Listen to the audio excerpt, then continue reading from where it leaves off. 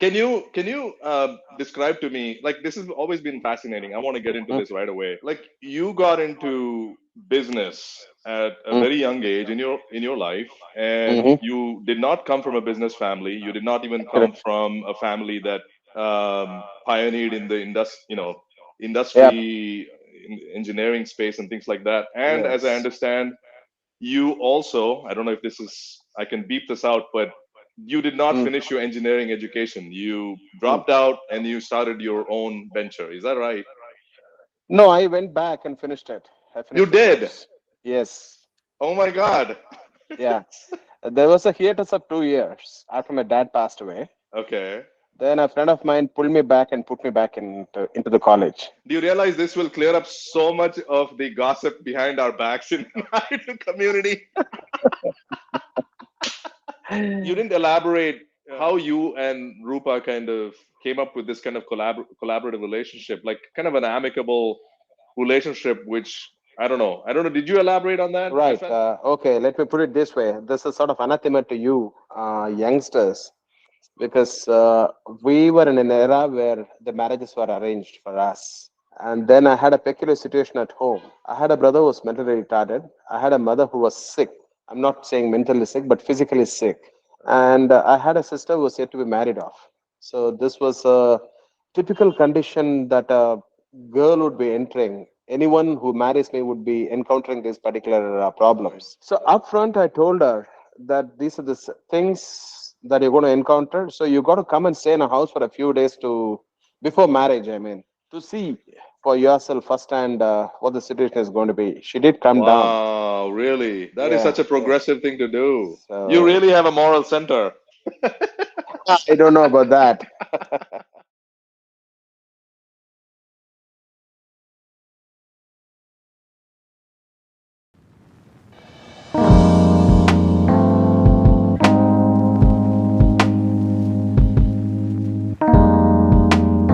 My phone's broken. Yep, it's going straight through. Why this is happening? Okay, I guess we'll get through it. Mm. Lovely, you hear my echo every every second. I think of a choice. Yeah. By the way, I like your very relaxed outfit. That That's my normal outfit and whenever I'm home. Yep. and also your big, huge namam. And how Yes. long have you been wearing that for? Over the past 6 months. And can I ask you what made you start doing that?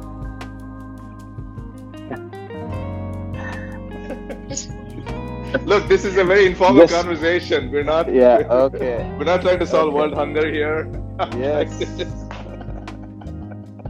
It's just me wearing my Hindutva on my sleeve. okay, okay, Grew up in a kind of environment where projecting our religion through surnames or whatever was sort of taboo. yeah. So there was, yeah, a lot of political compulsions in not projecting our own religious beliefs, Hmm. right? Hmm. The last 10 years are totally different now. And so I've been thinking I should do this, and yeah, last 6 months I've been doing it. Can I maybe like tease some things out of you in Yep. that particular topic? Okay. Yes. So what is Hindutva in your opinion? What does it mean to you? As far as I'm concerned, the word Hindutva itself is a misnomer. What you have is Sanatana Dharma. That is the ancient, rules and regulations.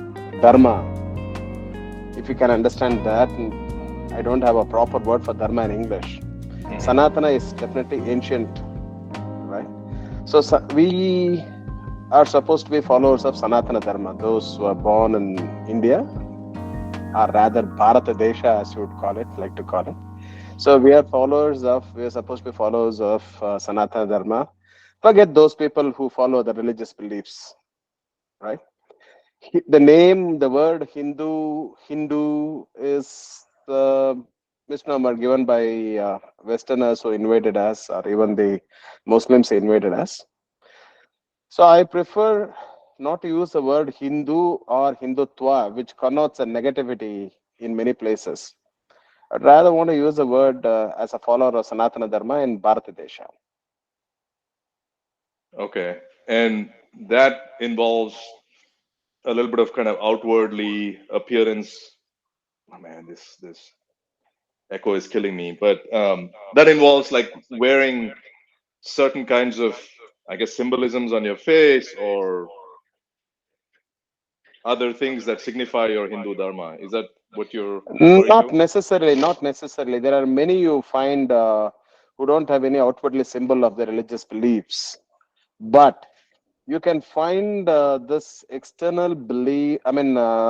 Uh, wearing of this externals to portray your religious identity, majorly among Muslims. I mean, if it is politically correct for me to use a word in this I think particular Muslims is podcast, still politically correct. correct, correct. I don't think that's been corrupted Yeah, yet, but yeah. So yeah, so they wear the religious beliefs, and that's okay, fine. They are welcome to do it. Mhm. So why not we? I mean, Okay, yeah. fair point. Um, okay, so why do I have you, Sir Shashidhar? Who, by the way, can I call you Shashi or Shashidhar during the meeting, just for this meeting? Shashi would do fine. Shashi would be fine. All right, Yeah, because I want my audience also to, I don't know, to refer to somebody like yourself by their first name or something like that. Not that yeah. I'm trying to disrespect you for this No, brief no, two absolutely hours. not. Absolutely not. Yeah, There was this. Do you remember this Tamil movie uh, where there was this Sendil Gondomani going back and forth, and mm, Sendil has this kind of thing that he wants to really, really put down Gondomani. So mm. he starts singing, "Anne na inga and happy birthday, paata padre, happy birthday, day." Okay. Do you remember that? But So he gets all his, I he haven't vents seen, all but his anger. I can imagine. Day is a word of, is sort of a Disrespect in a way. disrespecting. Yeah, And it's yeah, not coming yeah, from that yeah, place at all. A lot of deep respect for you, Uncle. So, yeah. Thank you. can you describe to me, like, this has always been fascinating. I want to get into Mm, this right away. Like, you got into business at a mm, very young age in your life, and mm-hmm. you did not come from a business family. You did not even come Correct. from a family that pioneered in the Yeah. industry, engineering space and things like that. And as I Yes. understand, you also, I don't know if this is, I can beep this out, but you did not Mm, finish your engineering education. You mm. dropped out and you started your own venture. Is that right? No, I went back and finished it. I You finished the did. course. Yes. Oh my God. Yeah. There was a hiatus of 2 years after my dad passed away. Okay. Then a friend of mine pulled me back and put me back into the college. Do you realize this will clear up so much of the gossip behind our backs in the community? Yeah, I guess. But never really cared for it. I Uh-huh. never really cared for it. I just went back, finished. Then the second day after finishing my final exam, I started searching for job works, not a job. Okay, I wanted to get into business straight away. I didn't want to work anywhere else. Mm. So I started hunting around for jobs which I could get it executed elsewhere. Right. Until like you wanted to be I mean, I um, didn't have an industry entrepreneur. as yet. Yeah, I want to Yeah. be an entrepreneur. Yeah, there is a bit of a story behind that. I mean, it's pretty boring, but Yeah. if you Can you don't walk me mind, through it? I really, this is yeah, what I want to get to the bottom of. Please yeah, indulge me. yeah. So the year is 82 or 83, I'm not sure which. And I happened to go to my friend's house in the evening, and I'm in engineering by that time. My friend's father asked me, "Hey, what is this? You don't want to join HAL?"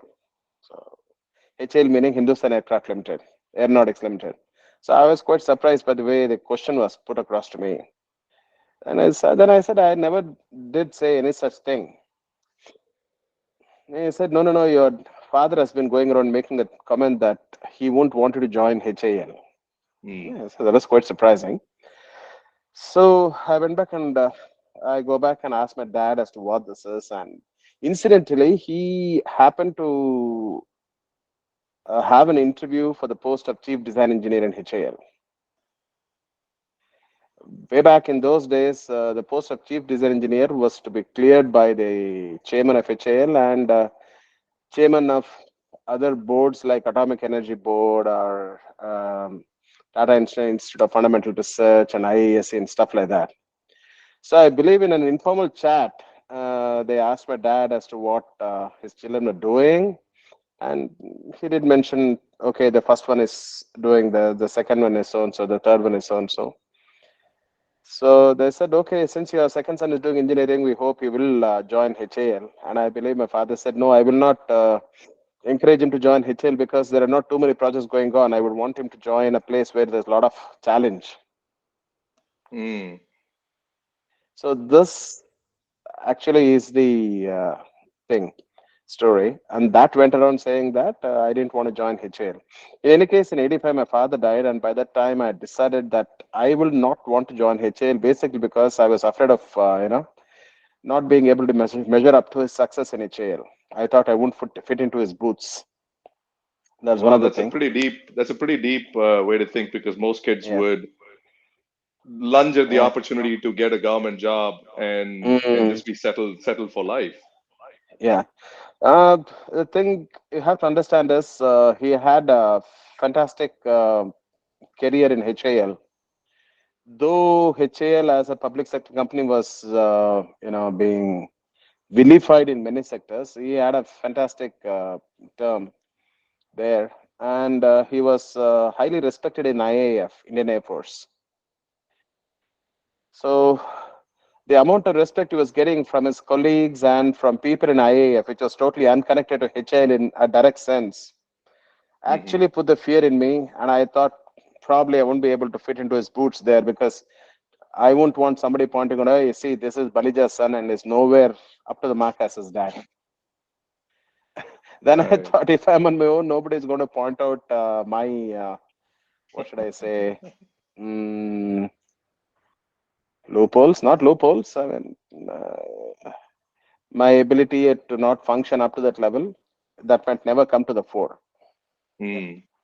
Measuring up to your That's the reason I dad's started. reputation. Yeah. Yeah. Yeah. So somewhere it's a case of trying not to spoil his reputation. On the same hand, on the other hand, not wanting to get pointed out, saying that okay, this guy's son, I mean Balija's son is no good. You mentioned earlier. You said like you really didn't something you said about you didn't care about what other people thought about you, right? You mentioned that. Yeah, yeah, yes. Like that is to me a very radical idea in the Naidu community. Mm, And I guess I want to get into that kind of that avenue because I grew up with that messaging all my life. Like, if you're a Naidu, not Naidu community, but in mm, general, mm, my God, this echo is just killing me. It's going to be a challenge. yeah, But it was all our lives were lived based on what log kya kahenge, right? Like the whole yeah, like construct of what will people think of us, how is society going to perceive this, and how and the outcomes that the negative outcomes that come along with it, which means that society will mm, ostracize you, blah blah blah, and all of that. Clearly, yes, you didn't yeah. care about all of that. Like, and so was it just maturity, or was it a conscious decision? Like, look, I can't care about what society thinks about me. I just have to live my life, and then eventually I'll show them that I'm capable as a human being. What was it? I don't want to put words in your mouth. No, no, no, no, no. There was no conscious decision about trying to show up someone. And my life was, for one, has never been a planned one. If you get me that, I'm a flotsam and jetsam of Hmm. life. I've just gone along with the flow, right?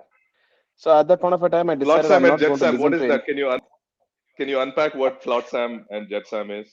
Yeah, you find in a flowing river a lot of things bobbing along. That's the flotsam.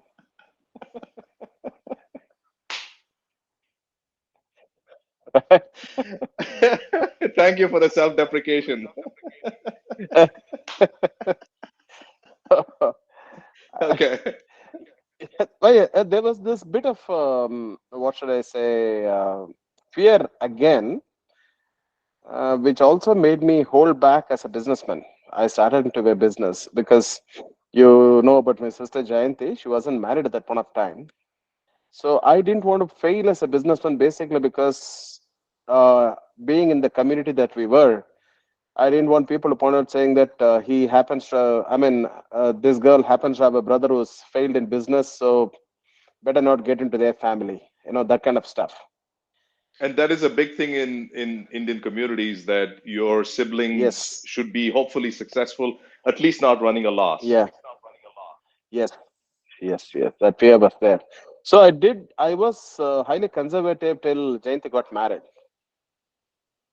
and after her marriage, I think I left the conservatism a bit into the dustbin. Not fully though. Even today, I'm a highly conservative businessman. I'm not what you call this daring businessman. I'm conservative, but not as conservative as I was before 98. What would Yeah. conservative mean? Can you describe what conservative means? Not taking any kind of risks. Absolutely not taking any kind of risks. I mean, you go to the bank, you want a loan, and you don't overstretch yourself, those kind of things. Hmm. Yeah. That's being Okay. conservative. Yeah. Okay. And taking, if the market says there is a projected volume of X amount of business, I would say it's always X minus Y. Okay. So I will not say it's X plus Y. Oh, that could be the market. That's the way of highly aggressive business people. So I've always Right. been conservative in that sense. Okay. Mm. And then what? Going along with your transit, I mean, I guess not transition. So you became from conservative after Jayanti got married. You became a little more, I guess, Mm. risk taking. Yes, And what did yes. you do? And what did you do? I continued in the same business. It's only that I started plunging a little bit more, taking a little bit more, taking more loans and stuff like that Can you to describe get to what this. you started doing in your industry? Sorry to interrupt you. No, okay. I started off doing press components, what are known as stampings. And what are they So used for? they're used everywhere, right from your from small parts in your watch to buses to excavators to whatnot. I mean, stampings are used everywhere. Okay. Mm. So I am into sheet metal stampings. More importantly, ferrous, that is steel stampings. So they are commonly known as press components as well. So they're used everywhere. I mean, you handle them almost on a daily basis everywhere. The plate Okay. that you eat with, that's a press component. You As would simple classify as that that. as a plus component. Yeah, that's a press component. Yes. Okay. Yeah. So it's a very essential thing for Yeah. modern life, basically. Yes. Yes. Well, that's being replaced now. Might take another 30, 40 years before it is totally eliminated per se. And what you got you into this particular line of press components? Why? Why did you start doing that? Well, I guess it was more to do with your dad's factory. Here Okay. we come back to your dad's factory. My dad will love So, this part. yeah. So this was a time when your father, I think, had quit his job and started a small factory. And I used to go there. So he used to have what are known as small fly presses. Fly Hmm. presses operated by hand. They're not electrically operated, but operated by hand, so to say. So there's this one guy feeding a strip, a copper strip or something like that, a copper or a brass strip, and someone is banging away on the tool, and there's a small component falling underneath. And your dad would say, okay, this component cost me, I'm going to sell this component for about 15 paise or 18 paise, 20 paise, whatever. So I would stand there and count, okay, 15, 30, 45, and stuff like that. Never realized the kind of technology that Volumes. goes into making a tool and all this stuff. All I realized was, okay, one guy is sitting and banging away, another guy is simply feeding a strip, and then there is money falling down. I thought it's as easy as that. Right. Okay, it's a whole different ball game. That's what I realized much later. Like how was it a whole different ball game? Can you walk me through that? Okay, I was doing my engineering at that point of time when I went and saw your dad setting up this industry and banging away on these components.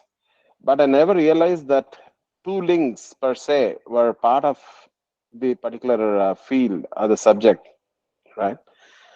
So you get into a lot of tool design and stuff like that, a lot of processes and stuff like that, which I never was exposed to when I was in engineering college. Hmm. I got into it much later. Incidentally, after finishing my engineering, I started my own industry. I never worked anywhere. Never So worked a corporate job ever. never ever. Wow. Okay. Mm, That makes you such a unique personality in our community because that's the flavor of the day, right? Like everybody, mm, that's the only game in town most of the time in India. mm, mm, It's like mm, you mm. have you want to get into a corporate job so you get a steady income and things like that. Like Yeah, yeah, what you're describing was must have been so radical. Like you and my dad doing things like quitting jobs, quitting yeah. stable jobs that are giving you a paycheck, or like Mm, you in your case, HAL would have given you status and money and all of that stuff right off the true. bat, right? Yes, yes, yes. In fact, I wanted to be a hotelier even before I became an industrialist. Wow. Okay. What happened to that dream?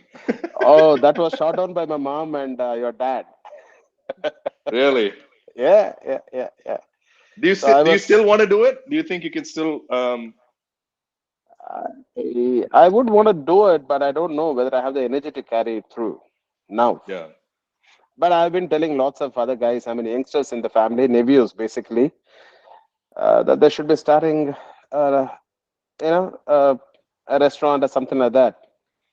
One guy did take it seriously though, but his father shot it down. Hmm. Anyway, yeah.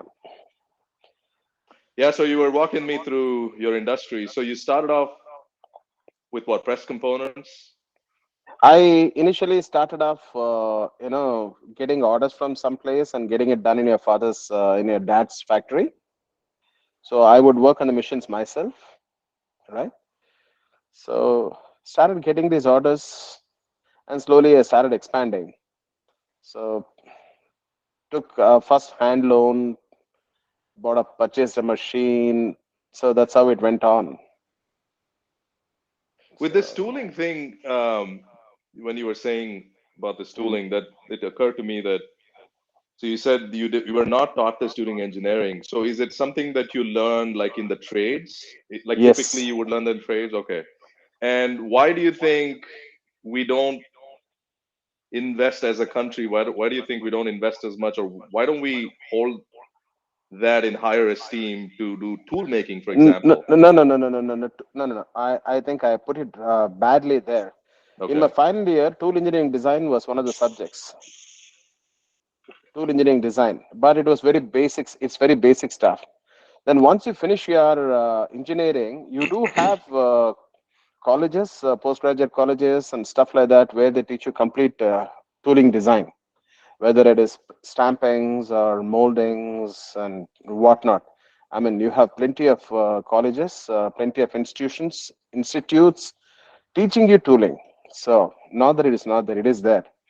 You But mean as like far as the engineering, theoretical side of it or the actual making of it? actual make you get both. You get both. You get both. In undergrad, I mean, is that what you call Yeah, undergraduation via right. BE? There it is just purely theoretical stuff. I mean, that's your elective subject, as you call it, in the final year. So you have two electives in the final year. So I chose tool engineering design, and I forget one. I forget the other one. Mm. So I chose tool engineering design. Learn a bit of basics. I mean, nothing much. Uh, then entered into the trade and then started reading more and more books and talking to people who had already done their post graduation in tooling and stuff like that.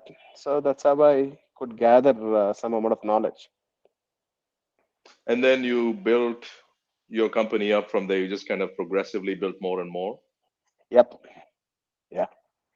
Can you talk to me about your current industry that you're working on? Like you have this big, if as I understand it, I've been there once. It's this big factory that you have got massive hydraulic presses, and you've got a huge workforce, No. and you've got a bunch of drafters and engineering, I guess, department and things like that. So you're shaking your head. It isn't. It isn't massive by any sense. It is massive. What are you talking Uh, about? okay. Okay. Let me give you the numbers. Space wise, we have roughly about 20,000 square feet of space. Okay. Okay. And then staff wise, we are about 35 people, right? Out of which seven or eight people are engineering staff, and the rest are what we call as a front end associates. All Hmm. right. Yeah, we have corporate customers. So, yep, we have a lot of what we have done is we have divided the operations into two. One is the front end operations, and another is the back end operations. The back end operations is where all the software work goes on for planning and stuff like that. Front end is the actual execution of the jobs. So that's it. So, and machine wise, yes, we do have machines, but not too many. Okay. Probably about 20 or 30 machines is what we have. Sufficient to be going around with. Nothing massive though. At best, we have a 300-ton hydraulic press. That's about it. Massive. The reason why I call it massive is that Mm, I guess in the context of the kind of non-business culture that we grew up in the Naidu mm. community, right? Like Yes. for you to pioneer that like in India, that I don't know. Correct me if I'm wrong here, Shashi. Mm, There's a lot of like if you want to be an entrepreneur in India, you typically should hail from an entrepreneurial family. true.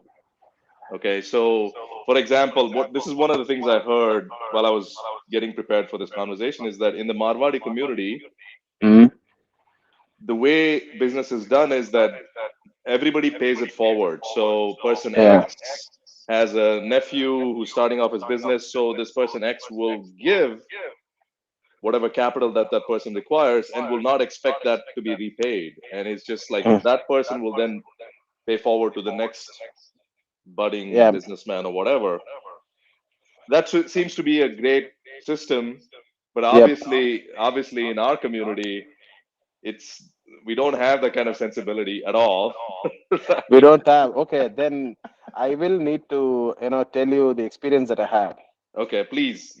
The moment I said I'm going to start business manufacturing, there were two kinds of reactions. One reaction was, "Oh yeah, you are doing a fantastic thing. Go ahead and do it." They wouldn't tell me what I should be doing. They never asked me whether I had experience to start a business. What are the fundamentals that I need to take care of? Never, never of those. In nothing of those issues. The other extreme reaction was, "Are you a fool? There is a job waiting for you in HAL. You're throwing it by the wayside and then you're getting into a job and you're starting a business. No, that's the silliest thing that you can do." So these were the only two reactions that I could get from Our community, most of the people around me. right? Which seems par for the course to me. I'm not shocked at it. Yep. I mean, it Yeah. might not be the same in a Marwadi community. They might encourage you more or something like that. But True. True. in True. normal everyday Indian society, you're going to get the skeptics, and then you're going to have the supporters. It sounds Yeah. like you had both of them. No, I I'm had both of guessing, them. yeah, I'm guessing what you're maybe alluding to is that you would have expected the first group of people who are, supportive of you doing it, they might actually at least give you a heads up as to what kind of Yeah. challenges you could expect and things like that out of Correct. concern. Correct. That was never forthcoming. I mean, I wouldn't blame them again, basically because they themselves were not exposed to these things. Right. Yeah. And that's why I think you're a very, very interesting cat to me, that you did something that was so out of the ordinary, and so against the grain. Yeah. Um, it just defies all the Naidu sensibilities to me. It defies, yes, it defies. Under normal circumstances, yes. I mean, uh, you can count on your fingers the number of people who are doing business Right. right now. Right.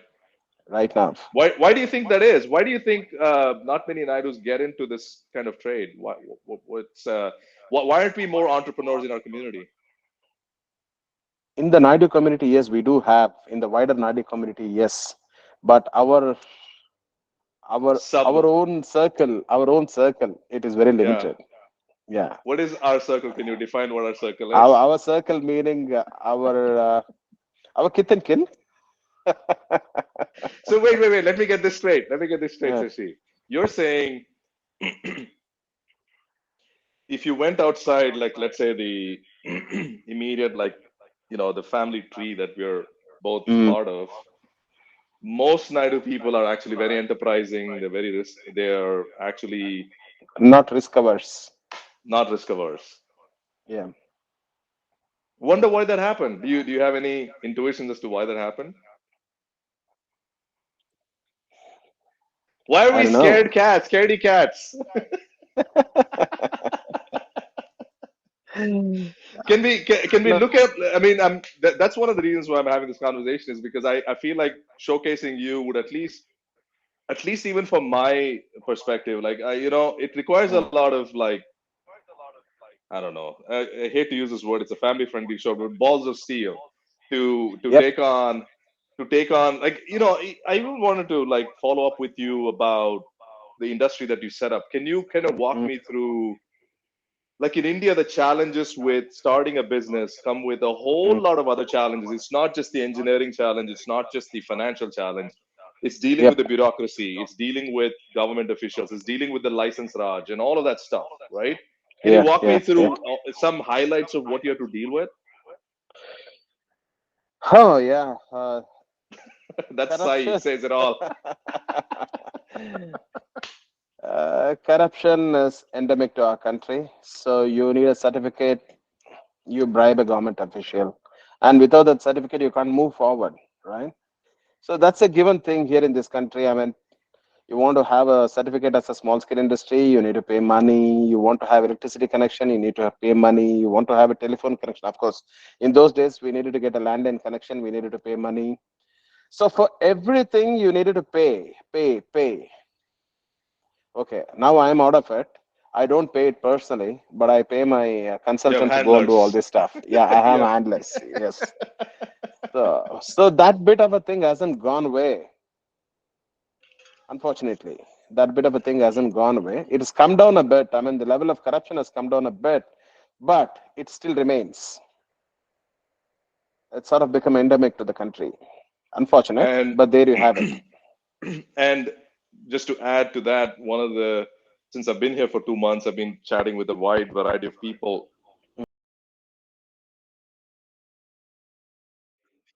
Thank God, because Yeah.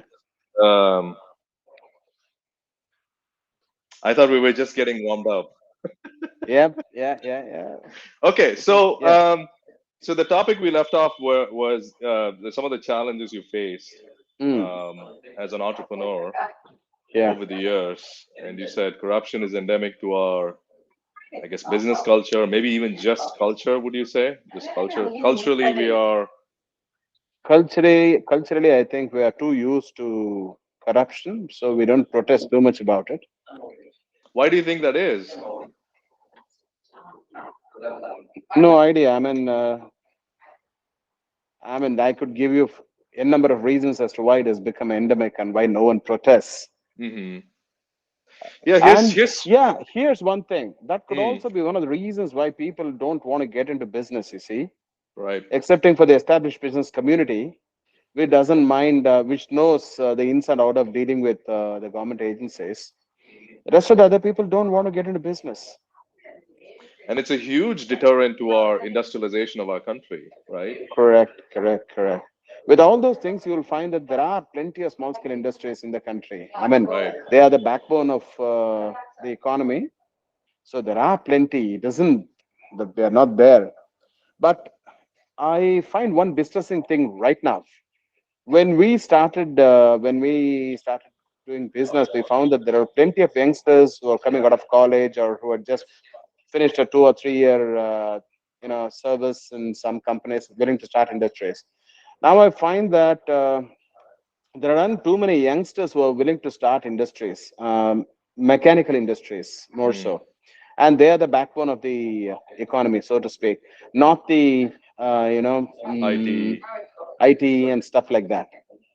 Yeah, I mean, you might order for a pizza online, but then you still need a bicycle to deliver it. So you Right. got someone to manufacture the bicycle. Yep. Right. Yeah. Yeah, I've been having so many conversations with people, Mm, as I was saying.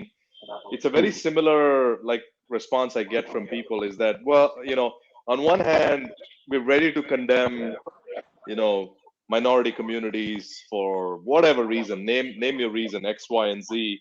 And I mm, say, okay, there's another aspect to Indian life, which is corruption, which is happening across the board, across you name any kind of government agency or anything like that, it's pretty endemic to it. How come we don't speak about it with that kind of passion? Why don't we hate on these people with that kind of passion? And one common response I get is that, well, they're very powerful people, and mm. we as just average middle class people really can't go toe to toe with that. So therefore, we just kind of leave it aside. That's the usual response I get. And this is a serious thing. And I'm not just trying to like just like throw red meat at you or something like that. I'm just like this is serious stuff. This is why aren't we talking about it as passionately as we think that certain communities are getting away with daylight murder? Like, that's a different topic. That's a serious thing too. But this is also a very serious thing. This is the big elephant in the room. Yeah. Okay, your silence means that we should Yeah. move I on. think. Yeah. Yeah. Yeah. Yeah. But anyway, uncle, like I think I knew, like I'm not new, but Mm, I know this is a very, very convoluted problem, right? Like it's folded into culture, it's folded into, like you said, our psyches. mm, It's folded into our, like for example, there's very few people who acknowledge that democracy means government of the people for the people. Like yeah. we forget those fundamental like tenets of what democracy means. The Mm, government is supposed to work for us, not mm, take advantage of us, yeah. right? Like it's like something that a lot of stand-up comics make fun of this stuff, like democracy, that thing that we were so used to, right? Like, and we live in some sort of autocracy in the sense that there's this small cabal of people, small group of people Yeah. that control a lot of resources. They control, they gatekeep opportunities. There's cronyism, things like Yeah. crony capitalism is a real thing in India, and things like that. And I feel like the first step that we as average citizens should do is at least talk about it and bring awareness to this. Not that we're not aware of it, but I feel like we should normalize these conversations a little more. We should talk about it and say, all right, when are we going to ever rid ourselves of this? Because this is not going to go away by itself, right? Like we're going to wake up tomorrow in 2024 or in a year from now, and the same movie will be playing. Yeah. Yeah. The thing is, not nitpicking though, but we lack education countrywide. Education was never ever given the primacy that it required or needed. It was put on the back burner, and today is the end result of that particular move. But you find it is happening now. Education is being given all the seriousness and importance that it needs to be. So probably a couple of generations from now, you'll find that people are much more educated and they'll have more, what should I say, educated. I mean, you Opinions have an about the electorate way. which is more informed, which is you will Right. have an electorate which is more informed, and education has Right. got a lot to do with that. Right Yeah. now, it is abysmal. The depths. We don't have education, so Yeah. you have people who are uninformed. You need to have an informed electorate. So Yeah. For yeah, democracy, that especially. yes, yes, yes. And for us, democracy is a new concept. If you go by our Right. culture, Hmm. democracy is not something which has been ingrained in us for the last 200 years or 300 years or 400 years. We have been used to a different kind of administrative method. At least for the last 600, 700 odd years, it's been, Feudalistic. invasions after Yeah. invasions, and then, yeah, we have been ruled. And prior to that, it was a different system of administration altogether. So, democracy per se is something new to us. Right. Yeah. And we are not aware of our responsibilities as average citizens Yes. as to what it means to be a free Correct. citizen in a democratic Yeah. system. Correct. Correct. Yeah. Well, Actually, one of anyway, the that's my take. yeah. That's my take. Anyway, I mean, you will have people saying that no, no, no. For the past 5,000 years, we have been a democratic country. No, no way. We Yeah. have been always ruled by kings. I mean, the kings would take the responsibility to rule in the country. And And ruling yes, us we and have had. keeping us poor. Ah, no, not necessarily. Not always. Not Well, always. there You was had only good two. ones. Well, you had only mostly two classes of people during the aristocratic times. One was the kings and his nobles and his courtiers and all of that, and then you had peasants mostly. No, wrong. And We then you had had four. you had you had one small sliver of society that were the sculptors, the poets, the musicians, and so forth. But that was a very small sliver of society. Most of society was an agrarian based society, We were an agrarian society, no doubts about that. But there were four classes of people. Please, let's not get Yes. into casteism. No, I'm not getting into casteism. There were Okay. four. There were four. I mean, you Okay. had the guys who ruled the country and took care of the defenses of the country. Yes, Then you you had the had warrior one class. yeah, you had the warrior class which looked after the country. Fine. Then you had another class which did business. Then you had another class which took care of education and stuff like that. Then you had the other class which took care of your agriculture and stuff like that. It's not that we were without it. I mean, there were definitely four different classes of people taking care of different things, different activities, different departments, if you want to put it that way. Hmm. Forget the caste. Forget the caste. Unfortunately, what has happened is instead of a guy getting it through on merit, it started becoming a family thing. Right. That's where I mean, lost out on the course correction. Instead of merit being the criteria for a guy getting into a particular job, it became a family thing, right? Right. So, okay, every society goes through a corrective phase at one time or the other. It's always in a churn. And of course, we have survived as a civilization for the past more than 7,000 years. So, I guess that says it all. And We've I don't think we need to get into the proof of 7,000 years of civilization. It's already known. yes, we have survived. We are a very very resilient kind of people. That Yeah. for sure.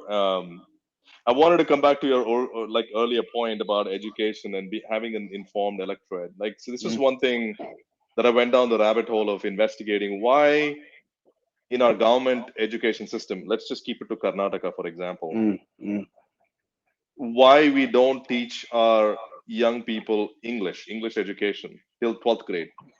By law, we are supposed to teach only everything in Kannada medium. So there's English, you can learn English as a language, but medium of instruction will all be in Kannada. mm, Okay.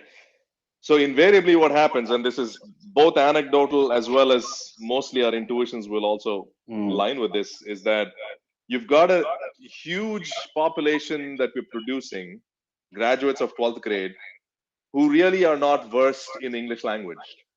mm. Okay, so we're Mm. stunting a whole generation. We've been stunting a whole few generations of people that is unable to really, modernize themselves, like, and read journals and become like, for example, if you want to go get a degree after your 12th standard, right? You have to, in a jiffy, learn English and then go get your BA degree, BSc degree, or whatever it is, and which is very, very hard. So a lot of people drop out. Any kind of job you want today that gets you out of middle class requires English, right? Or not middle class, but lower class, and so on. We've kind of let a lot of politicians run away with bloody murder, in the sense that they, on the grounds of linguistic purity, give us Kannada, but they don't bear any negative downsides of what it means to just know Kannada. Because if today you're a 12th grade Kannada guy, 12th grade with just Kannada education, good luck trying to overcome all the challenges and earn a Hmm. good paycheck, right? Yep. And this is something that I feel like why aren't we talking about this? Yes, the poor, that's the other aspect of it. And this is me just ranting, going off No, the going off you're the right. You're right. It could be a cliche thing to say, but then we have politicians ruling the country, but not statesmen.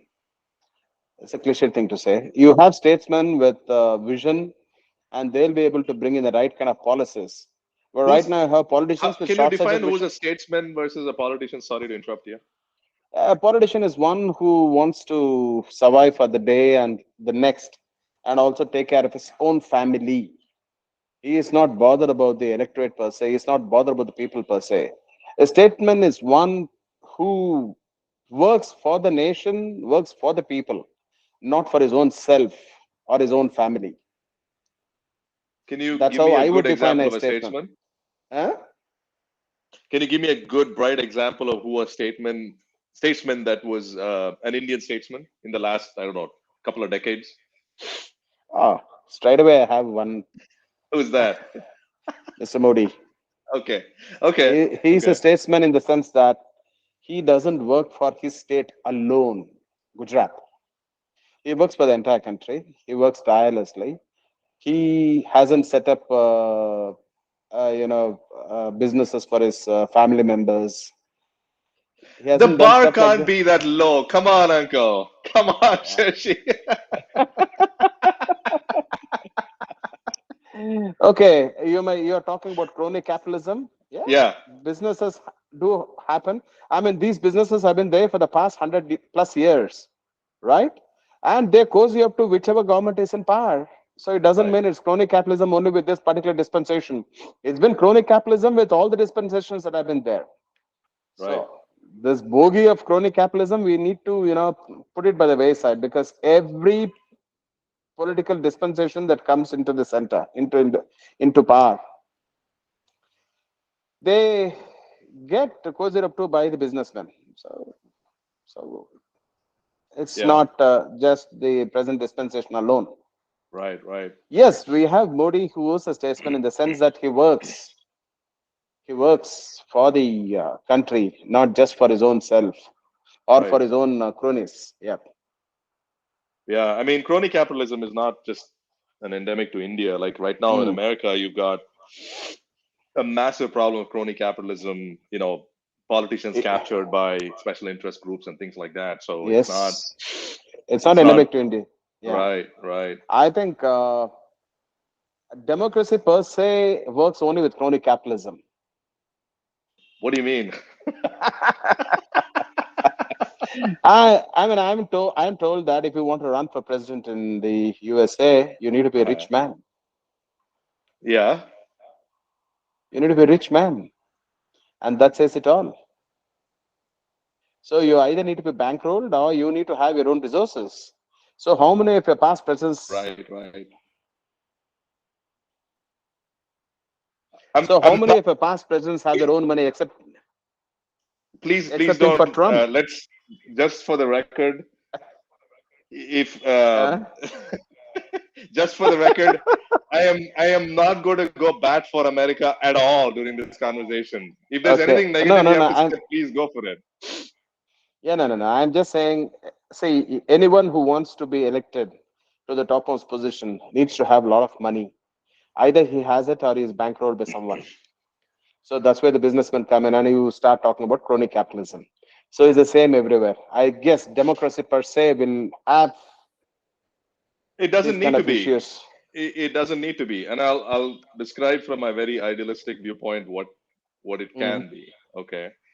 This is the Idea Sandbox podcast, and mm, this is what I feel like the spirit of the podcast should be is that, well, you mentioned earlier that we need to have a more informed electorate, for example, and correct. we are taking steps in that direction to make education more democratized, for example, right? Like before, if you had to go get a good education, you had to know somebody, you had to have a lot of money, and then you Mm, enrolled in this university with a lot of money, and then you were debt ridden and all of that stuff, and then you come out with a degree, and then you're busy paying off your debtors, or um, or you're just trying to eke out a living and things like that. mm, Whereas mm, today, if the way things are going, um, education is more democratized, it's cheaper. Anybody with a yes. cell phone can get any kind of an education, a basic course, whatever you're interested in. We have to know English for that, but once you have that, then you don't need like this kind of seedy underbelly of the political system. You can Mm, approach it with a very kind of objective, kind of like, I was talking to this I was talking to an orthopedic surgeon I mm, had on the podcast, and yet to release it. But he runs a hospital here on Richmond Road and all of that stuff. And he was telling me, um, ouch. Um, he was telling me there's this. I mean, we covered a whole bunch of topics, including things like health illiteracy. mm. Um, we don't have enough. Man, this echo is killing me. It's kind of interfering with my thoughts, and I'm forgetting what I want to say. we should Mm, have we should have done this in person. mm, Um, anyway, I lost my train of thought. I don't even know what I was talking about. okay. I don't remember. Um, I guess the gist of what I was trying to say to you was that um, we can move towards a very informed electorate, and we could have people who are in politics for the right reason, Yes. crafting the right policies Mm, that affect the masses, and not just benefiting a few people. I remember now why I brought up that Dr. Shrikant is who I had mm, on the podcast, and he was telling me healthcare planning in India is so ad hoc. So mm, we don't have a very like data driven, evidence based approach towards how we allocate resources, allocate money, get the right kind of specializations with doctors in specific regions of India. It's just like the 5 year cycle. Whichever politician comes in, he or she has her own agenda. We mm. make X amount of money or whatever, and then they get out. There is no kind of a coordinated effort. And so I guess my point is that once more people like us, like we're talking, we get more people educated, more people aware of this, we can break this chain. We don't need to have crony capitalism. We can focus on actual growth and progressing and get ourselves of this malaise of corruption. This corruption is like I'm 44 now, and I'm not kidding you. When I was 4 years old, I can remember when our parents were talking about corruption in our country. Yep. It doesn't change much. It hasn't It changed. doesn't change Do much. you want to hear a quick anecdote? Shashi, I got to tell you this. When my grandmother passed away last year, Mm, you talk about moral bankruptcy. You talk about corruption in our country. My grandma passed away. They got the date wrong on the day of her death, and so we had to go get it corrected. You won't believe that the guy needed a bribe to make the correction. I'm not surprised.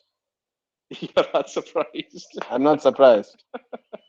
And I'm not, if you want to ask me whether I'm outraged, yes, I'm outraged, but I'm not Uh-huh. surprised. Okay. Yeah. I think I'm on the same. Um, Yeah. okay.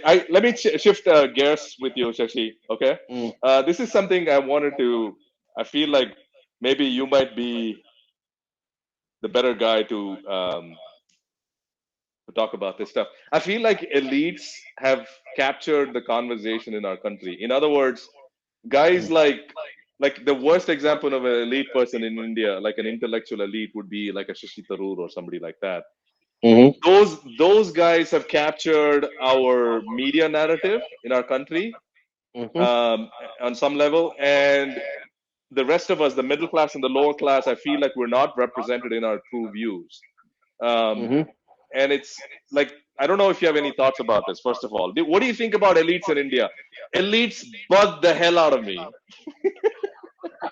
That's been the bane of our country for the past 200 years. It is. It is. Because the British, for their own reasons, created this elite Class of group. people. Yeah. Yeah. And they created an elite group of English speaking servants. And those are the ones who now hold sway over the masses. That's unfortunate, but you have it there. I mean, you can't get away from that.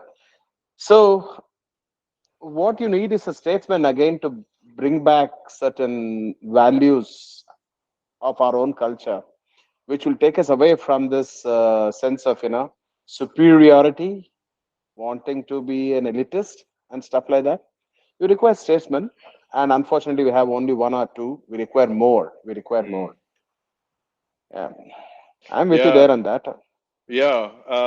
It's to the point where like it really bothers me that there are some elites in Delhi, for example, Mm, that will flaunt the kind of influence that they have. They will mm, flaunt it in your face that I have access to so and so, and they will sell that access, they will sell that influence, and they're very mm. proud of it. They don't Yeah, see it as something that needs to, like, you need to be shameful or you need to hide something like that. I guess that's one of the downsides of having democracy because I believe it's the same in most of the places. You have elites everywhere Running the show, controlling the running the narrative. show, controlling the narrative. Yes, and it's not just India alone. Right. I believe it's the case everywhere, almost everywhere. Yeah. Show me. I mean, I think you can count on your fingers the number of countries which are morally upright. Mm. A couple of countries in Europe, probably. Right. Right. Other I mean, than that, most. Even Mm, America was kind of a non-elite country when it was born. At least they were like, yes. if you read about like the American Revolution, it was like average peasants and carpenters and farmers that fought the Mm, Revolutionary War. And it's like, it's not the elites, people who cared about the future of their country. mm. But today, it's a different ball game altogether. Yeah, yeah, yeah, I'm not It disagreeing on that. is. Yeah. Yeah, it's a different ball game altogether. Yeah. So I guess. I mean, Oh, Donald Trump was, just to kind of mm, give you a sense, I mean, America still, I feel like, has a soul. Like, Donald Trump was a big, middle finger to the elitist culture. I don't know if you're familiar with American politics, but in India it was portrayed a certain way. In American elite media, it was portrayed a certain way. But when I mm, spoke one on one with average American people, they're like, well, at mm, least Donald Trump had the balls to speak truth to power. Like, they saw, even though he was a rich guy and all of that stuff, mm, they saw him as a guy who was not captured by corporate interests, and because he had mm, his own money that he could bankroll his own campaign and all of that stuff, mm, people felt like, well, that's why, see, he can say what's on his mind. He can call mm. Hillary Clinton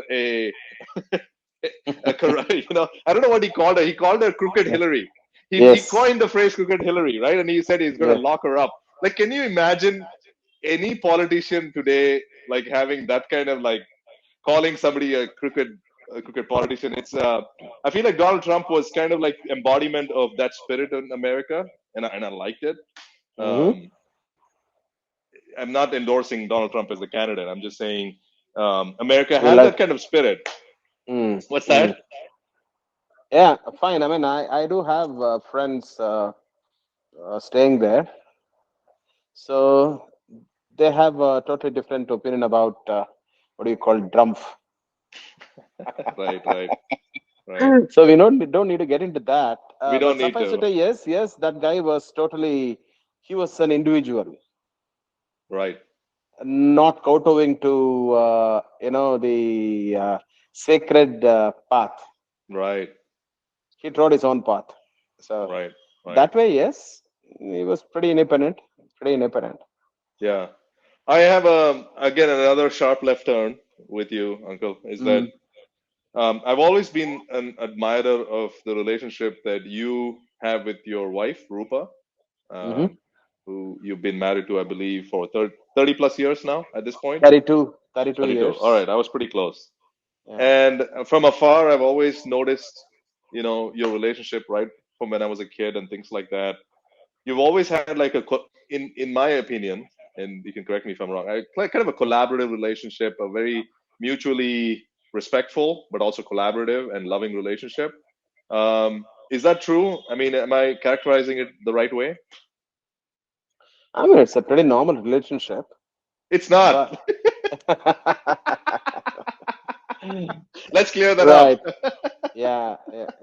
Okay, let me No, put I it mean, this way. all jokes aside, I'm so Yeah, used to contentious relationships in India, like yeah. spousal relationships, Hmm. and I did not experience that kind of contentious nature in your relationship. That's why I'm kind of pointing it out. Yeah, we have had our bickerings, but then we have had our major understanding. And so minor bickerings apart, yes, it's been a good, smooth relationship.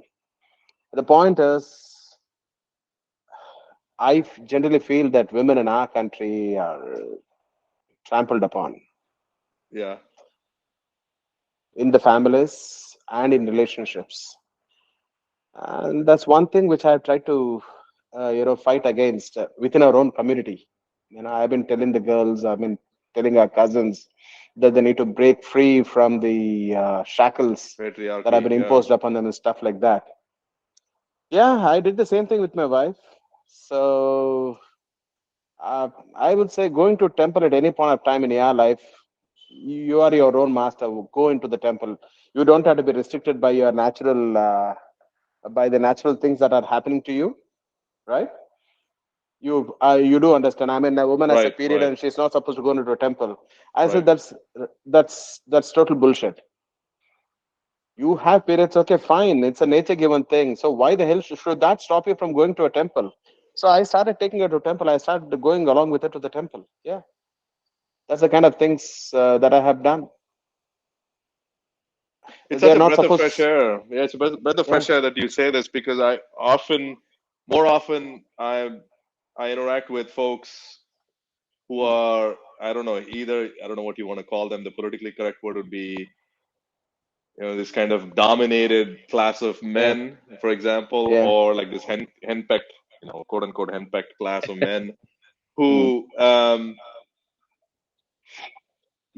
I hear this kind of narrative as well that women these days, these are all in quotes, these are Mm. not my quotes. Women these days Mm. are independent, therefore they tend to dominate their men and things along those lines. And then meanwhile, you're saying, there's been this kind of historical like domination of women in our country, and Yes. and you're obviously advocating to overturn all of that, which is kind of like which is awesome. Um, so at least you're doing it in the family circles, I guess. I didn't have much to add there. I'm really Yeah. impressed. I'm really impressed with that. How did you come to learn? I mean, did you? It was it just you thinking for yourself, or is it the books you read, or the kind of influences, the people you met? What was it? It could be the books that I have read. I'm not very sure. I mean, it started off at a very early age. I mean, I wasn't one for all the rituals. I mean, I'm not a ritualistic person. So I never felt that the rituals made any kind of meanings to me. It could to some people, but not to me at least. So for me, rituals were out, right? So once the rituals were out, I started questioning some of the things that were being done by the family. So for that, I was branded as a black sheep for questioning the way certain things were being done. Then I started thinking, okay, why not we do it the other way around? And I guess it sort of naturally led me What's to the it. I other way mean, around? What do you mean I by that? mean, okay, you're supposed to get up early in the morning, go have your bath, and then do prayers. Why the hell would that be? Why do you have to? Why do you need to have a bath to go do your prayers, right? Yeah. And those are the kind of things. I'm shaking my head because it's like these are kind of worms I don't want to open because I have no like depth in that space at all to talk about things Hmm. because you'll have people who fervently will defend the Believe, practice. Yeah, yes, believe that it's written in the scriptures that yeah. your ablutions need to be done before you enter the holy place, for example. Oh, that's not written anyway. Okay, okay. That, to the best of my knowledge, that's not written Shashi anyway. says we don't need ablutions. He's declared. So, hey, ladies and gentlemen, we don't need to do this. I don't declare it. I mean, at least the I'm kidding, books of that course. I've read, yeah, Okay. at least the books that I've read Uh-huh. doesn't doesn't say. I mean, they give it a totally different picture. Right. I will give you one example. Right. This annual death ceremonies that we conduct in our families. Right. So it's supposed to be a highly ritualistic thing. You need to call a priest to conduct it. You need to spend lots of monies, stuff like that. Right. What many people don't know is the same scripture tells you one thing. If you're very poor, you don't have anything, you do not have the means to call a priest to get things done. On that day, you just go deep into the forest, hug the biggest tree that you can, cry your heart out, and you have paid your respects to your elders or to the departed soul. It is not necessary that you have to, call a priest to conduct everything and spend lots of money. That's also there. So, how many of us know about these things? I'm hearing it for the first time. Yeah, right. Where And was it this also written? Where was this written? Where did you read this stuff? the same set of scriptures which tell you how to conduct ritual for the departed ones also tells you the same thing. Wow. Well, then you have religious commercialism. I mean, the guy also has to make a living. So obviously, he's not going to tell you about this particular aspect of it. Right. I mean, the built-in redundancy is already there, but they're not going to expose that.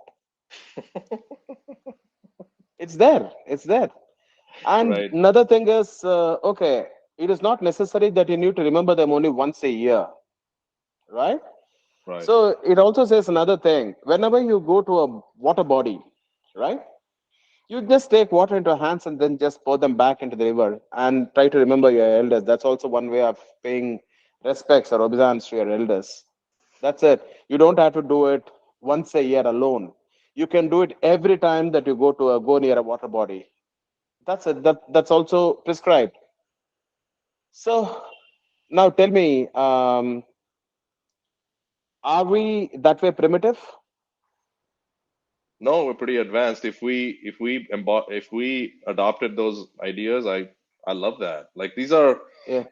what you're saying is music to my ears. I love that stuff. Mm. So there are many things like that hidden, of course. But yes, you need to meet the right kind of people to get exposed to these. I wouldn't say ideas, these thought processes. You need to get Yeah. exposed to the right kind of people. So, and once you get exposed and you get to the right, you get guidance to the right kind of books. You can read it for yourself, and then there you are. Yeah, there's I don't know if you pay attention to this, but many guys on YouTube are coming along these days. There's a channel by the name of Science is Dope. It's a Mm, young kid. His I think his name is Pranav, mm, and he's got about 110,000 subscribers or so. And his mission in life is to kind of dispel myths and it's not any particular religion. He's like going after everything, mm-hmm, and he's going after godmen like Babaji's and all of that stuff. And he mm, routinely gets taken down and stuff like that. But mm-hmm, it's happening, I guess, is my point. Um, Anyway, coming back to, I got to tell you a quick anecdote, which I think is pertinent in this case. So I was traveling to Bhopal. I traveled to Bhopal in this trip, mm, and I spent a few days. And there was this place called the Manav Sangralaya. So it was this mm-hmm, huge, few hundred acre plot of land. I guess Indira Gandhi kind of set it in motion. It was to capture all the kind of the cultural artifacts of our country, like especially the tribal artifacts and things like that. Mm. And so they've got all these various kind of campuses, so to speak, on the Sangrale, and each one is dedicated to some particular theme. Some of them are, the homes that people build. Some of them are religious artifacts. There was one that caught my attention because it resonated with me. It was the mythological garden, I think is what they called it, if I'm not Mm-hmm. mistaken. So as I walked through that, I was alone because it was in the middle of summer. No other tourist is Mm. stupid enough to come along with me. So anyway, Mm. every exhibit that I go to and I read the placard there that's talking about the history of these places uses this one word called propitiate. Are you familiar with that Mm-hmm. word propitiate? Yeah, I am. Okay, so for those who are not familiar with the word propitiate, propitiate is the act of pacifying divine powers, I guess, or any kind of powerful authority. So, Uncle, I got to tell you this. While I was growing up, that concept of propitiation was across the board, filled my. You know, I don't know what you have to say about this. And Well, yeah, go ahead, go ahead. uh, I would put it this way: we were not properly educated. You think? Yes, Yeah. we had a bit of English coming our way, so we thought we were elitists, and then we had our ancestors or our forefathers telling us things have got to be done in this particular fashion. So without realizing what we were doing, I guess our ancestors started doing the same thing. I mean, Hmm. our parents, our grandparents, they were doing things without thinking. I guess it's as bland as that, is nothing else further. Yeah. You just follow the elders, whatever they say. That's it. Don't question them. The questioning, the narrative of questioning, I think, started with a few people, but the moment you start questioning them, you become the black sheep. And because you want to maintain good relationship, you stop the questionings. I mean, you drop asking the questions, right? So I guess that's what has happened in most of the families. But in places where they have asked these questions, I guess they have got their answers. Not that everyone accepts that. Like, as I just told you about paying your obeisance to the departed ones, there are various ways. You knew about only one way. I told you about two other ways, right? Right. So there are various things we only need to explore, and that exploration will take your time away. But you're too busy earning that two bits of coin to take you through. You don't want to get into these things, except on the periphery. Yeah. Yeah. Whatever you said makes total sense to me. Um, you know what was surprising to me after, it's not surprising, but it all kind of made sense that when I went to that Manav Sangrahalaya place and I read all these, like these were tribal folk who inhabited our country for the last few thousand years. Mm. They had all these rituals designed so that they can propitiate a particular god, so that they won't, show their wrath on us, like Mm. Mm. hurricanes and floodings and earthquakes and you name it. Any kind of natural calamity was a way the gods would show their wrath on our sins that we were committing, and therefore we had to propitiate these gods. I can't tell you how many times during my early formative years as well as teen years I heard that Mm. word. Itla, they would say, like, right, the priest would say to your dad or mom or whatever, Mm. he would say, do this particular homam or this puja so that this particular god will not be mad at you. And it just like it just as at a flash I was like, wow, this did not die. This did not die with the tribal folk and all their. This was passed on through generations. Like you said, we were not encouraged to think critically for ourselves, and Yes. anybody who thought for themselves was blacklisted. You were a black sheep of the family. That guy Var came Telido, like they say something like that. Yes. True. True. True. True. True. And I mean, fortunately for me, I went to America, so there was a different kind of sensibility there. Everything you need to Mm, question. Individualism is promoted heavily in America, so think for yourself. Um, don't follow the herd. Be individualistic. That's the mm, usual sort of messaging in America, and so that kind of helped me nudge me in that direction. And you start thinking about these things. You start listening to people who talk from that kind of perspective, and then you realize, okay, so um, we don't have to fall for the fate that the hand that's been dealt to us. mm. You can go ahead and craft your own destiny if you want to. There's nothing wrong with that. You can. One of the first things that we need to do as Hindus is to, this is my personal opinion. Can we not bring Hinduism into this? Ah, no, as I'm Hindus, kidding. I'm kidding. I'm kidding. as Hindus, is to stop having our astrological charts. Amen. That's one of the things we got to do. Anyway, jokes Yeah. apart, Yeah. yeah, religious commercialism is one thing which you got to be dealing with. I mean, it's Yeah. there to stay. Religious commercialism You is not think going to so? go away. You Yeah, think religious it's just commercial. getting stronger? It always was strong. Now that Hmm. it's getting stronger. Religious commercialism has always been there. I mean, you have a class of people who are priests, but who also have to make a living. So how else are they going to make a living? They're going to make a living only if you are uneducated I on mean, that particular aspect. On making a that living is particular one aspect. thing, but greed is another thing. And what I notice is this is just flat out greed. It isn't. Not everywhere. I mean, you do have Not people. everywhere. I mean, yeah, it's not everywhere. There are people who do it for free, Sure. uh, and these are the kind of people who go around educating people. But not many people are. The basic idea is the more you pay to a priest, you get better Atonement. punya. Yeah. That's the concept that has been drilled into your head, and Right. yeah, I mean, we need to educate. We need to educate ourselves to get out of this morass. Education is the key. And I don't just mean the Western education, education into our own culture. Yeah. Getting to learn about our own culture is also the key. There are quite a lot of things, advanced thinking, which we have missed out for various reasons. We need to get back to that as well. Hmm. Yeah. Yeah. One of the things I constantly see on my WhatsApp feeds, for example, or Mm, Facebook feeds and things like that is we're constantly measuring up against Pakistan or the USA.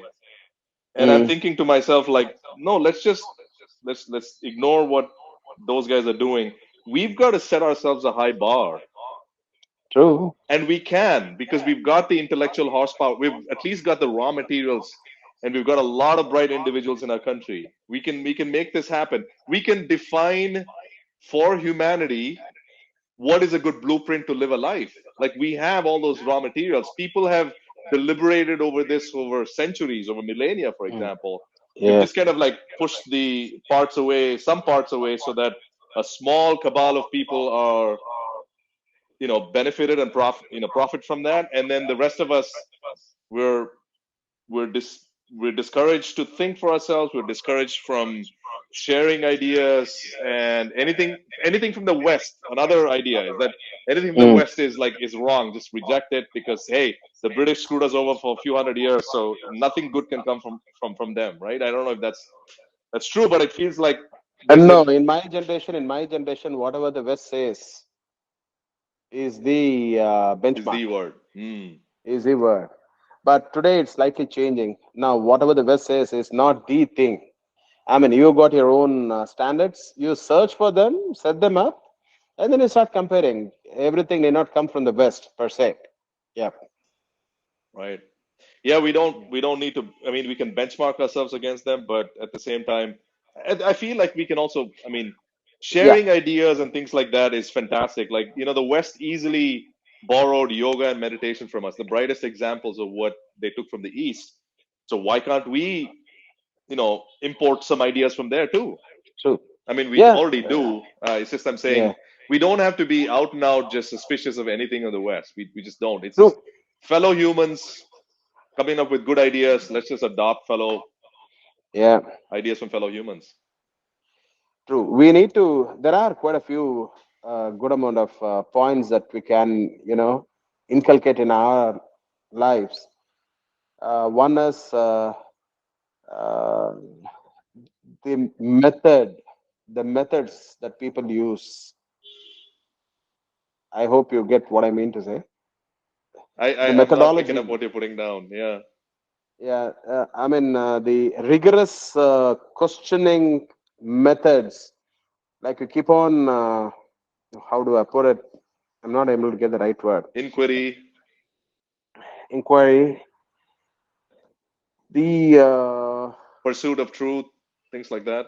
no, forget the pursuit of truth. I mean, there is integrity in what they search for. Let me put it that way. I mean, you keep on probing, and you keep on writing down. You keep probing, you keep writing it down. Then you come to your answer, right? That's the kind of thing that we need to be doing here, because what has happened here is it's been a transmission of knowledge by word. It's not written transmission. So there's a huge amount of difference in the way people think, people over here think, and the people over there think. So I think that's one of the things that we should be doing, because we have definitely moved into the age of writing things down. So we need to be borrowing this particular aspect of inquiry from the West, the way they do it. Because long gone are the days when knowledge transmission happens by Orally. word of mouth. Yeah. Yeah, orally. That's long gone. It's no more there, right? Yeah. So now it's all written down. It's all written down. So we need to change ourselves on that particular aspect. Yeah. I'm a huge fan of the American Enlightenment movement, for example. That's kind of like what I feel like you're inching towards, is that Mm, the American Enlightenment was, a philosophical movement in the West. I mean, it happened in Europe as well, but American Enlightenment particularly gave rise to the American Revolution, for example. Like, people started rejecting aristocratic power and, clerical mm, power and all of that stuff, and they were more about reason and logic. So it gave rise to the, industrial revolution, the scientific revolution, mm. empiricism, things that you have to be able to observe certain phenomena. You can't just take somebody's word for it, right? Correct. Um, anyway, I feel like we could definitely borrow a few pages from their playbook. Definitely, yes. Can't be denying that. Well, Shashi uncle, I feel like this has been this is I don't want to call it a conversation yet, but I guess we've been talking for a while. It's also late in the evening, so I don't want to Yeah, kind of drone on with my conversation with you. I This was great. This was great. I We think could we do have this covered together. far too many subjects. I think we have covered far too many subjects, Did we? not narrowed down to Did any one we? thing. Yeah, yeah, yeah. We did not narrow down to any You one didn't. You particular didn't thing. elaborate. You didn't elaborate how you and Rupa kind of came up with this kind of collaborative relationship, like kind of an amicable relationship, which I don't know. Did you elaborate on that? I felt like there's something more you could have. I don't know. You were going to talk about or something like that. Right. Okay. Let me put it this way. This is sort of anathema to you, youngsters, because we were in an era where the marriages were arranged for us, right? Yeah. And then I had a peculiar situation at home. I had a brother who was mentally retarded. I had a mother who was sick. I'm not saying mentally sick, but physically sick, right? And I had a sister who was yet to be married off. So this was a typical condition that a girl would be entering. Anyone who marries me would be encountering these particular problems. Right. So upfront, I told her that these are the things that you're going to encounter. So you got to come and stay in a house for a few days to before marriage. I mean, to see for yourself firsthand what the situation is going to be. She did come down. Wow. Really? That is Yeah, such a yeah, progressive thing to do. yeah. You So really have a moral center.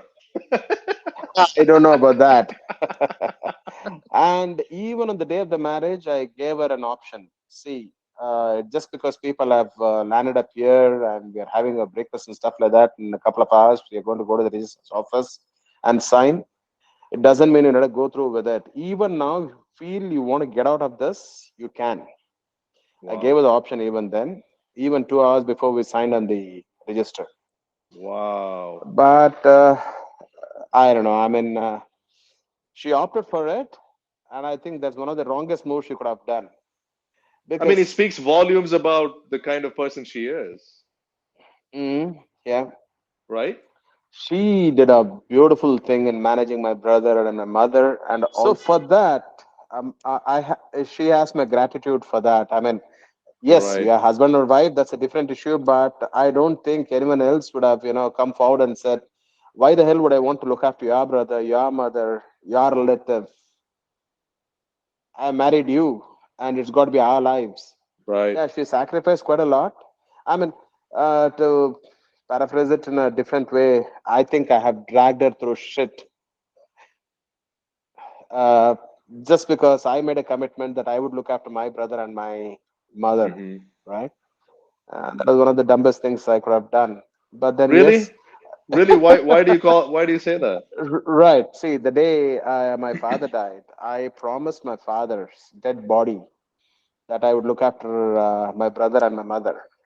Now, that is the stupidest thing anyone could do. I mean, I never realized at that moment the difficulties that I would have to undergo by looking after these people. But then since I made the promise, I decided I'll stick with the promise, stick to the promise. So any person who came with me needed to, you know, go through with me on that particular promise. She did, and that's the reason I'm telling you that I dragged her through shit. Yeah, yeah. Can you maybe talk about It is. like It's a you different grew thing. up with a Promising you. mentally retarded? Yes, I grew up with a mentally No, go retarded ahead. Sorry, I brother. didn't mean to interrupt you. Yeah. No, no, no. So, as you're aware, my brother was mentally retarded. He needed to be looked after, right? And I couldn't hand over the responsibility to someone else. I mean, I needed to look after. That was my responsibility. I assumed that responsibility. It is not that it was thrust upon me, but I assumed that responsibility, and I had to take it through. And I needed a partner who could help me to carry through that responsibility. And Roopa did a beautiful job on that. No words to say anything about that particular aspect of it. Yeah. So, yeah, gratitude apart, the it is, I think, the basic human nature that she has got of helping people. Wife, not a wife, that thing stands out. Her nature of wanting to help people, her mother's nature of wanting to help people. Yes, that's a beautiful thing. Not many people. I mean, many people keep telling me that I'm very lucky to have Rupa as my wife. Yes, I think I am because I don't know. Uh, I don't know who would have supported me in my endeavor to look after my brother and my mother. Yeah, yeah. I've rarely heard. I've always heard the other approach. Mm, In my life growing up, where the wife doesn't is not really not interested in living with the in-laws or helping anybody. There's apathy, there's mm. indifference, and things like that. And then what you're Yes, describing to me is like Rupa is a saint. She really, really cared, and she's a saint. yes, she cared. She cared. She really cared for my brother, and she would do everything for him and give him a shave, give him a bath, feed him. Wow, really? Yeah, yeah. Cut Holy his cow! nails, give him a shave. Yeah, yeah, yeah. And I would say I was an escapist because I had to run a business, and I would say, please take care of him. I'm going to the factory. I mean, that's my livelihood too. So in a way, I was an escapist. I mean, I could have done all the things that she was doing and then go to the factory, but then it was easier for me to um, Delegate to her. delegate and then get away. Yeah, yeah, yeah. My God, I never knew these things about our family. This is fascinating to Mm. me. I never knew this. I Yeah. mean, now I always respected Rupa Auntie, and of course, you, but a whole different dimension of respect has come to be. I don't guess you need to change that. No, it's great We are because pretty normal human beings. We are pretty normal human beings. We have our bickerings. We have stuff like that. But well, then, yes, it was a huge responsibility looking after my brother and my mother. For her, for me, it is a natural thing to do. I mean, I need to right. look after my brother and my mother, but there was no need for her to do that. But she went out and did that. For that, I which am eternally grateful to her. yeah, and as one should be. I mean, like I was telling you, like I grew up experiencing quite the other like normal, Mm, narratives in Indian families, for example, like where there's a contentious mm, relationship between the mother-in-law and daughter-in-law and things like that, and true. to top that, it's not only contentious, it's antagonistic. Like both parties are Yes. trying to antagonize each other and things like that. And then meanwhile, you're talking about almost an ideal relationship, ideal setting in that sense that both partners are trying to support each other during their harder times. And it's like it's Yeah. underrated. We need more of that. We need that kind of coming together as a society, coming together as spousal, as spouses, and kind of supporting each other through all of these things. And Yeah. yours was such a unique situation where you had a person with special needs. You had a brother who had almost 24/7 needed somebody to watch over him and all that. And Correct. I grew up a little bit around that, so I have some Mm, sense of it. But it's just like a full time, like you're taking care of an adult person full time. yeah. um Another thing Hats is, off. it was my, yeah, it's okay. It's, see, the thing is, my mother chose Rupa for whatever reasons. It was my mother's choice. Rupa was my mother's choice, right? And unfortunately, the relationship between her and my mother, between Rupa and my mother, was never really good. There was always this bickering, but then Rupa never really bothered about those things, but she went on doing whatever needed to be done.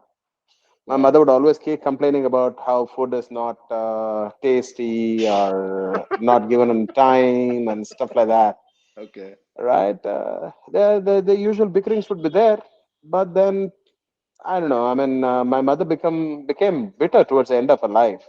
For Hmm. whatever reason, I thought my mother was one of the most cultured persons I could Hmm. meet in our community.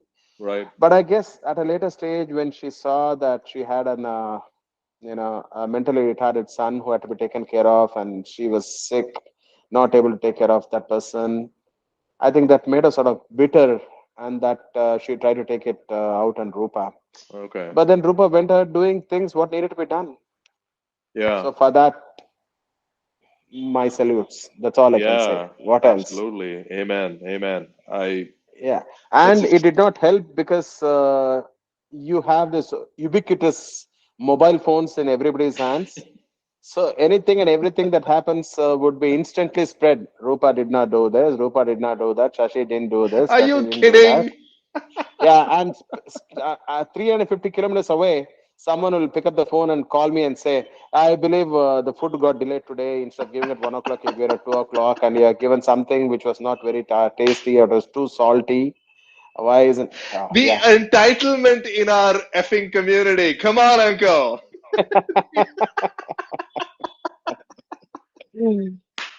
What is up with this entitlement? Do you agree that we have a lot of entitlement like this? Holy Yeah, cow. yeah, yes. We unfortunately we have it, but you got to live with it. You got to deal with it. You No, we have no don't other have to live with options. it. We can talk about it at least. We can complain Yeah, about it online. This is going to go on the internet and it'll be on record that Rajiv and Shashi reject entitlement. you can put it up. No problems. No problems. And then there was, I don't know, for some reason, I don't know, cousins who were pretty close to me at some point of a time took an antagonistic viewpoint. I have absolutely no reason why. I don't know the reason why they did it. But then there you are. Yeah. That's it. So I've always tried Yeah. to go out of the way to be friendly with everyone. Yeah. And yes, I've been misunderstood. And again, I haven't really dug deep into the reasons as to why the misunderstanding has cropped up in the first place. Yeah. I just left it at that. There's no point in doing that. Can I give you my take on this? My Yeah. hot take. my, Yes. Please do. my hot take on Shashi and interactions with the family. No, but in all seriousness, I always and I still do. I look up to you and your forthrightness about things. You don't mince your words. You Mm, can tell you're a man. of integrity. You don't lie just because you want to weasel out of a situation. You're Mm, somebody who contends with reality as it is, and therefore people respect you for that. They put responsibilities on your lap because they know you can get some things done, and it speaks in volumes about what people actually think about you. But there's also this impulse to think of you like you're this kind of you talk about openly about like rituals and stuff like that, Hindu rituals. Like you're not uh, there's sort of like this tone that people have when it comes to religious matters, and you don't take mm, that tone. You don't have that tone at all. People could see that as kind of an irreverent kind of a tone, mm, and people jump to conclusion that because your irreverence is equal to kind of this disrespectful demeanor. And I mm. think people make that jump very quickly. It's not your irreverence is not because you're disrespecting somebody. It's mostly because there are certain you will not kowtow to certain things just because somebody wants you to behave a certain way. Am I right about that?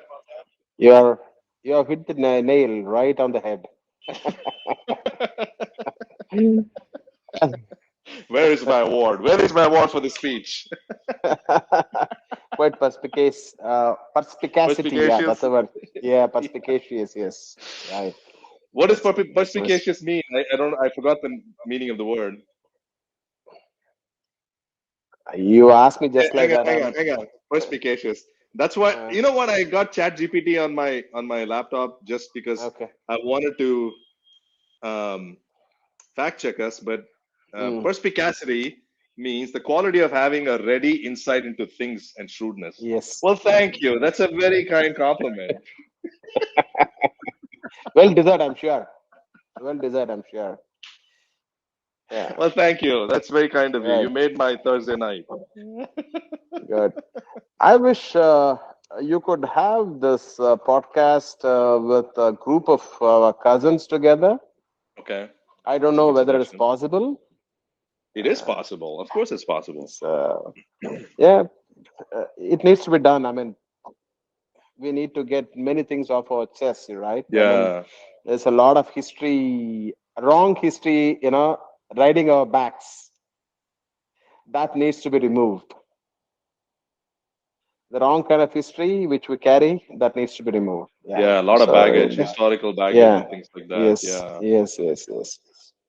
That needs to be done. Anyway. Yeah, I agree with you, and Mm, I'll take the responsibility on my shoulders to yeah. organize something like that. We'll get a group of people. Sorry. My Mm. podcast is mostly aimed towards just promoting good ideas and good discussions and things like that. So Who are if it your, should I say, audience? Typical audience. well, I obviously don't know the breakup, but most of my audience are between India and the US, as you can imagine, because Okay. I inhabit both cultures. And it really depends on the guest. If I have a certain Mm. guest, like, excuse me, I had a guest on podcast number 5 who is a cycling advocate from the Netherlands. And Mm-hmm. the views just shot up, it got 500 plus views. 500 for me is Mm. like viral. Okay, not not Okay. not not Okay. in the grand scheme of things is not viral. But anyway, Mm. the point being that if somebody was in a particular sphere of uh, a domain of whatever it is, a domain of knowledge, a domain of work, or Mm. whatever, then it pulls that kind of a crowd to watch that podcast. And it's Mm. like it's really based on the kind of guests I'm getting and showcasing a particular guest. So in this case, it might just be our immediate family circle. But I Yeah. think a lot of themes that you and me discussed are pertinent to the wider society, right? Like we deal with a lot of these social issues and we don't talk about it in nuanced terms. And Yeah. not that we had a nuanced I mean, I think we did have some nuance, but I'm just saying we hit some broad strokes during this Mm. conversation. But even that is applicable. Like we ought to talk about corruption, endemic corruption. We ought to talk about like family issues and family dynamics and things like that. And Mm. how certain groups of people take on a huge burden in society and entitlement and all of these things. Like, let's talk about it. It's okay. Even if like three people listen to it, it's okay. I think it's a Mm. success. You know? Yeah, yeah, yeah, yeah, yeah. Because otherwise it's always like we hang out in social situations like in a wedding or a group pravesham or some kind of namakarna or whatever, and it's usually fluff superfluous conversations in my experience. Yes. You might be having much more deeper conversations, but it usually ends there. And I'm like, let's peel a layer back and talk about these things, um, because we might grow actually empathy towards each other. We might actually bond and cohere. Correct. Correct. So Nice. I'll take up your suggestion of having it with a wider group, and I think that's a great Yeah. suggestion. And thank you for being on the podcast. I really, really appreciate it from the bottom of my heart. Yeah. Thanks for having me in. I don't know whether I rambled, made sense, but then You there made you a lot have of sense. You made a lot of sense. you have me. That's me. Thank you for being you. Yeah. All right. Cheers. Have a good evening. Cheers. Good evening. Good evening. Bye. All right. Bye.